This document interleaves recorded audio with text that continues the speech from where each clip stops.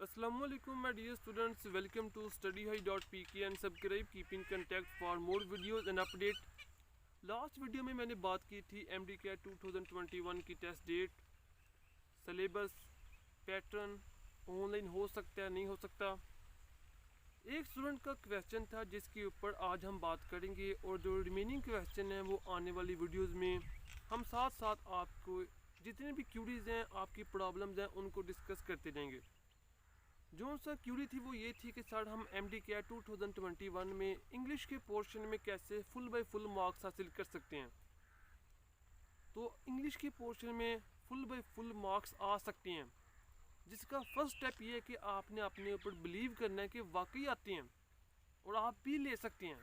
जैसा कि 2019 में जब मैंने MD-CAT दिया मेरे टोटल 193 मार्क्स थे, लेकिन इंग्लिश के पोर्शन में 20/20 थे और बेशुमार और भी बच्चे ऐसे होंगे जिनके 20/20 हैं। तो अगर एक बच्चे की आ सकती हैं, मेरे आ सकते हैं, काफ़ी और बच्चों की आ सकते हैं, तो आपके भी आ सकते हैं। लेकिन चंद गलतियां जो कि काफ़ी बच्चे करते हैं, अगर इनका ख्याल किया जाए तो इंग्लिश के पोर्शन में अच्छा परफॉर्म कर सकते हैं और फुल मार्क्स भी ले सकते हैं। जिनमें एक तो टाइम मैनेजमेंट है पेपर के दौरान, और दूसरा इसका पैटर्न आपने किस तरह से इनको सॉल्व करना है, इनके रूल्स को कैसे अप्लाई करना है, कैसे स्टडी करना है, जो कि सबसे अहम है। जो पेपर में टाइम मैनेजमेंट का इशू आता है वो इस तरह से होता है कि इंग्लिश का पोर्शन बायोलॉजी, फिज़िक्स, केमिस्ट्री इनसे डिफरेंट होता है। इसको ज़्यादा फोकस की, ज़्यादा इंटरप्रिटेशन की, ज़्यादा टाइम की नीड होती है as compare to biology, physics, chemistry. लेकिन बच्चे क्या करते हैं, इसको सबसे आखिर पे करते हैं। कहते हैं कि पहले इजी MCQ करते हैं, ये आखिर पे करेंगे। ठीक है, कोई बात नहीं। दूसरा काम ये करते हैं कि जब लास्ट में 15 मिनट 20 मिनट रह जाते हैं, और एक MCQ के लिए 1 मिनट काफ़ी होता है वैसे तो, लेकिन फिर एक माइंड में एंड टाइम के ऊपर एक क्वेश्चन आता है कि कहीं मेरे कोई MCQ रह ना दें। तुलबा जल्दी करते हैं। दूसरा ये बात कि हमारे माइंड का एक डेफिनेट लेवल होता है, एक ख़ास टाइम तक वो अच्छा वर्क करता है, बाद में उसकी जो वर्किंग स्पीड है वो कम हो जाती है। जब आपने 2.5 आवर का आपके पास टाइम है, 2 घंटे आप लगातार अपने माइंड को यूज़ कर रहे हैं, तो डेफिनेटली आपका माइंड भी थक जाता है। जब आपका माइंड थक जाता है और इंग्लिश का पोर्शन पीछे पड़ा होता है, तो आपके माइंड के ऊपर टाइम बहुत ही कम रह गया होता है, तो एक स्ट्रेस आता है। ये स्ट्रेस जो बच्चे कंट्रोल कर जाते हैं उनका हो जाते हैं, जो नहीं कंट्रोल कर पाते वो फिर प्रॉब्लम में रहते हैं। उनके इंग्लिश में 20/20 तो क्या बल्कि इंग्लिश उनको गिरा देती है। और 80% बच्चे जो कि नाकाम होते हैं वो इंग्लिश की वजह से होते हैं। मैं ये नहीं कहता कि सबसे पहले आपने इंग्लिश के पोर्शन को सॉल्व करना है, लेकिन जो मैंने किया था, आपने सबसे पहले इंग्लिश का पोर्शन ओपन करना है, उसको देखना है, गौर से देखें, टिक ना करें। एक बार जब आपका माइंड बिल्कुल फ्रेश है, एक बार 20 और 20 MCQ से गुजर जाएं, उसके बाद चाहे आप आखिर पे करेंगे, लेकिन कम से कम चंद पॉइंट और चंद क्लूज़ जो कि आपको करेक्ट MCQ आइडेंटिफाई करने में हेल्पफुल होंगे, वो आपने एक बार देख लिए होंगे। तो एंड टाइम पे के ऊपर जब टाइम बहुत ही कम रह जाएगा, तो आपका माइंड अगरचे कम काम करेगा, लेकिन फिर भी आप उनको ईजिली सॉल्व कर लेंगे। मैंने एक ये स्टेप इख्तियार किया था। दूसरी रही बात कि इसको आपने स्टडी कैसे करना है। स्टूडेंट क्या करते हैं कि जो बुक की वो रीड करते हैं, उसमें सबसे पहले नोन की एक एक्सरसाइज की, उसके रूल्स को लिया, बाद में उसको रटा मारा, फिर उसको उसकी प्रैक्टिस की, और बाद में आगे पढ़ो नोन और तमाम चीज़ें।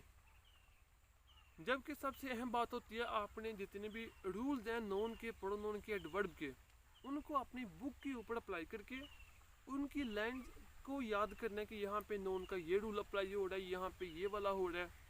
क्वेश्चन आता है कि सर हम नोन के रूल जहाँ अप्लाई करते हैं तो वो हो जाते हैं, जब हम काफ़ी ज़्यादा को इकट्ठा अप्लाई करते हैं तो फिर हम भूल जाते हैं।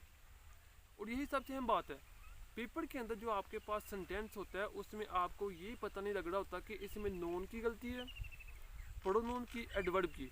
इसको कंट्रोल करने का जो सबसे आसान तरीका है वो ये है कि आप सबसे पहले नोन, रूल्स ऑफ नोन, इसको आपने रीड किया, उसकी आपने प्रैक्टिस की, फिर आपने मिस्टर चिप्स को उठाना है, उसकी एक लाइन को आप देखेंगे, ज़ाहिर बात है उसमें सब्जेक्ट भी होगा, उसमें कोई वर्ड भी होगा, कहीं एक्शन हो रहा होगा, प्रोनाउन भी होंगे। आपने जितने भी नोन के रूल हैं वो सामने रखकर सबको उसके ऊपर अप्लाई करना है। आपने सबको अप्लाई किया, फिर आपने प्रोनाउन की रूल्स को पढ़ा, फिर आपने कोई चैप्टर उठाया चिप्स का, सारे रूल्स को सामने रखकर अप्लाई किया। और यकीन करें फर्स्ट टाइम में आपका शायद कोई एक दो रूल आपको नज़र आए, वरना आपको डिफ़िकल्टी होगी नोन को फाइंड करके रूल अप्लाई करने में। लेकिन जब आप 5-6 दिन इस चीज़ की प्रैक्टिस करेंगे तो फिर आपको आसानी होगी और आपकी कमांड रूल्स ऑफ नोन के ऊपर, प्रोनाउन के ऊपर आहिस्ता आहिस्ता इंक्रीज होती जाएगी। तो आपने ऐसे करना है।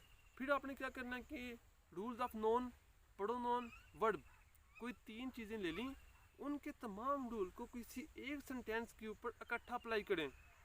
शायद आपके एक दो रूल के अकॉर्डिंग आपको सेंटेंस में करेक्शन नज़र आए, बाकी आपको नहीं आएंगी, मुझे पता नहीं आती। लेकिन क्या होगा कि आपके रूल्स के ऊपर जो सी कमांड होगी वो इंक्रीज़ होगी। जितना आप फोकस करेंगे ये वाला रूल इस सेंटेंस में अप्लाई हो रहा है या नहीं हो रहा, उतनी आपकी रूल्स के ऊपर कमांड और इंग्लिश के ऊपर कमांड इंटरप्रिटेशन ईजी होती जाएगी। और आपने ज़ाहिर बात है मिस्टर चिप्स के सारे चैप्टर के ऊपर हर सेंटेंस के ऊपर तमाम रूल्स अप्लाई करके देखें। कम अज़ कम वो सेम सेंटेंस जब पेपर के अंदर आएगा तो आप ये मिस्टेक है, ये मिस्टेक है, इससे आपको आसानी हो जाएगी। सो ये 2 काम आपने करने हैं।